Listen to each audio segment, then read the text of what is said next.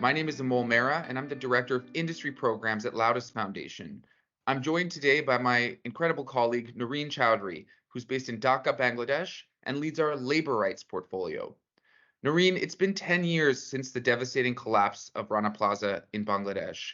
What does International Workers' Day mean to you right now?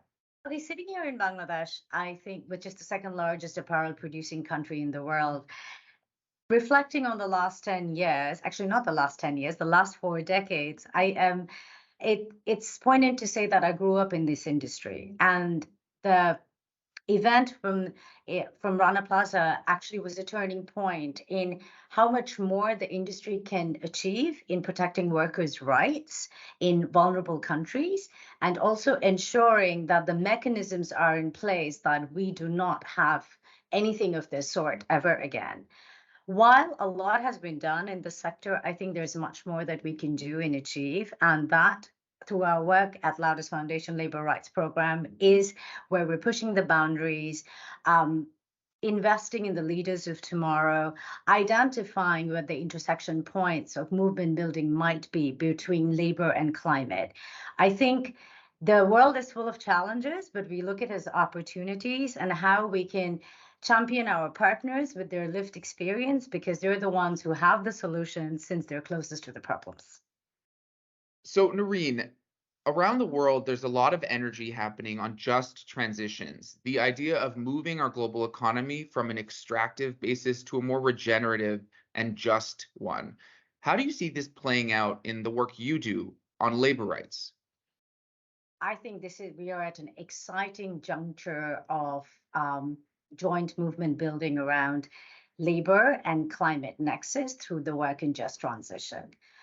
Sitting here in the seventh most vulnerable country in the climate vulnerable country in the world, which is going to produce 10 million climate refugees in the next 7 to 10 years, we have no time to lose. I think critical to embedding just transition is bringing in worker voice because the transition will not be just if workers are not at the center of it. And I think the way we're doing this through our labor rights program is we need to bring more evidence to the table that climate and rights are linked. We're doing that through our work with Cornell University that's showing how to climate proof jobs and businesses for the next 10 years. Second, we need to equip workers to both understand this threat and become real agents of change. Through our work in labor rights and through some of our partners, we're building the connective tissue on how workers understand what it means to climate proof their jobs and what does it mean to their livelihood. And finally, we need to make sure that the rules of the system, both at national level and at the EU policy level, that impact climate vulnerable countries reinforce this nexus. Thanks so much, Noreen. It's really great to hear about your background and perspective, which brings us such a layered approach to looking at these issues at Loudest Foundation. Philanthropy has a unique role here. It is really society's risk capital. And when we're looking at issues like labor rights, and we know how they need to be centered in the transitions that our economies need, it's really critical that we have the partners that you mentioned and the team that you mentioned that you lead here at Loudest Foundation. The policy apparatus around us needs to shift. We all know that. And so having workers driving that agenda and shaping it and being included in it is absolutely critical, as you mentioned.